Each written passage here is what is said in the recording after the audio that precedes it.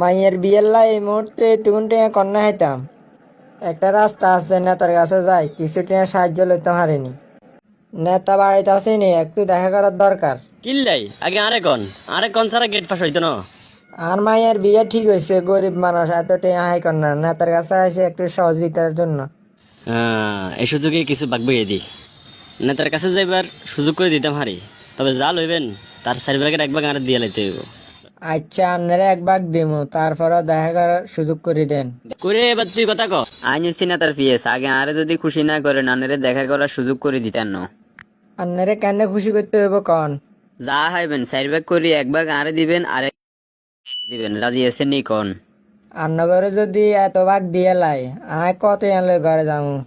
আমনের মতো এরকম বহুত লোক আইয়ে নেতার কাছে সহযোগিতার লাইন, হিগুনো এরকম 1 ভাগ হিসাব করে দিছে। আর তো কোনো রাস্তা নাই। ঠিক আছে, আন্নগর দনজনের 2 ভাগ দিমু। তাইলে এবার রুমের দিকে যাইতেন হারে, নেতা রুমে আছে। আসসালামু আলাইকুম স্যার। ওয়ালাইকুম আসসালাম। কি মনে করি আইছেন চাচা? কেন যে কইতাম এই কথা, বাবাজি আর মাইয়ের বিয়ে ঠিক হয়েছে, হাতে টেও নাই, ফাইলে কিছু সহযোগিতা করো। তো আন্নে এই কথা কই দি কে শরম হারেন গিললে? আপাতত আয় 1 লাখ টাকা দিয়ে ইগুন দিয়ে আপনি বিয়ের কাম সারেন, পরবর্তীতে যদি লাগে আবার আর জানাইয়েন, সমস্যা নাই। না, আর মাইয়ের বিয়ে এত টেয়া লাগতো না। আন্নের পকেট তো মাত্র 60 টাকা দিলে হইব, আর লাগতো না।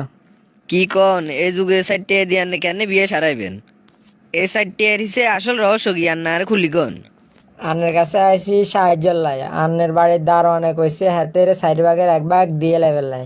তারপর আনের পিএসসি দিতে হবে 1 ভাগ, ইয়ার পর আনারে দিতে হবে 1 ভাগ, বাকি 1 ভাগ লই আয় ঘরে যাইতে হইব।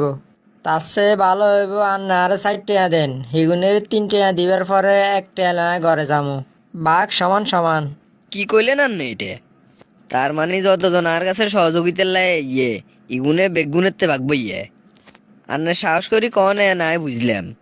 কইরে তোরা বেগুন মুইয়ে চাচার কাছে কথা যেটা শুনছি এটা হাসানি? স্যার এটাই আর প্রথম।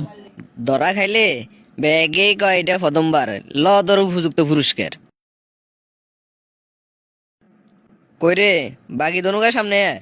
কিরে মাসুদ, তুই কি আর ভালো হইতি না? এগেন করি কটে কামাইছস, ব্যাংক ব্যালেন্স কত করছস সাই ক সাই? না স্যার, আর ব্যাংকে কোনো টিয়াই নেই, এবারের মতো মাফ করে দেন আরে। দুলাভাই 1 ভাগের লাই কইলে কইছি আর এটা লাই বুঝি শাস্তি আরো দিবেননি। তোগো যখন যা লাগছে আরে কইছস সাই দিয়েছি, তারপরও তোরা কিলে আর মান সম্মান লই টানাটানি করো রে। তুই আর ঘরের লোক এগে কম হয়ে যায় আর গেল।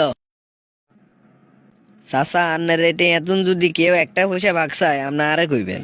ঠিক আছে বাবাজি, উচিত বিচার করেন, আল্লাহ তোর মঙ্গল করুক। যে শীতরের দেশের মানুষের লাই কম্বল দিতে হইব। আপনার কত পিস কম্বল লাগবে বলেন, আমি 3 দিনের ভিতরে ব্যবস্থা করে দিচ্ছি। আর দেশে 18 কোটি জনগণ, আরে 20 কোটি কম্বল দেন। ঠিক আছে স্যার, আগামী 3 দিনের ভিতরে আপনার মাল চলে আসবে। এ মাসুদ, দেশের 18 কোটি জনগণের লাই 20 কোটি কম্বল আনিয়ের ব্যাগের হাতে হাতে যেন কম্বল পৌঁছাই যায়। ঠিক আছে স্যার, আপনি চিন্তা করিয়েন না, সারা দেশের প্রত্যেকের হাতে কম্বল পৌঁছাই দিমু। এই লড়ে তো মনে হয় আঙ্গ কোয়াল খুলি গেছে, এত কম্বল কেন কি রুম। এ হাতে গোনা কয়েকখান বিলি করুম বাইনিয়া গায়ে নাঙ্গো হেডে, যার কারণ সুযোগ তো বারবার আইয়ে না, মাঝে মাঝে হামু এটা কামে লাগাইতে হইব। কথাই টের হইলো, দুলাভাই তো দেখেন না কারে দিমু কারে দিতান না। কিরে এটা কি হুনিয়ের কয়েকটা জেলাত বলে অন্য কম্বল ঢুকে না, আর তোরা গছ কম্বল শেষ। তোরা তো দেহের গরিবের কম্বল লইও টাল বাহানা শুরু করে দিলি। স্যার আমরা কিতাম সারা দেশে ব্যাগের হাতে দিতাম গেছি সাইদেন আরো 4 কোটি কম্বল শর্ট। 18 কোটি মানুষের লাই 20 কোটি কম্বল আনাইলাম, আর তোরা গছ কম্বল শেষ। কি রায় নিজেরটাও তাইলাম না? 18 কোটি জনগণের ভিতরে আইও কি একজন ন? আহা, কেউ হইলো স্বর্ণের খনি, কেউ হইলো হীরের খনি, আর আই হইলাম বুঝি চোরের খনি। স্যার ভুল হয়ে গেছে, এবারের মতো ক্ষমা করে দেন। না, তোগুরা আর সময় দেওয়া যাইতো না, তোগুরা আমি মেলা সুযোগ দিছি। এইভাবে চলতে থাকলে তোরা কয়দিন হরে আরো লুট করিয়ে লেবি। বন্ধুরা, এই গল্পটি আমরা বাস্তব কিছু প্রেক্ষাপটের সাথে মিলিয়ে তৈরি করার চেষ্টা করেছি।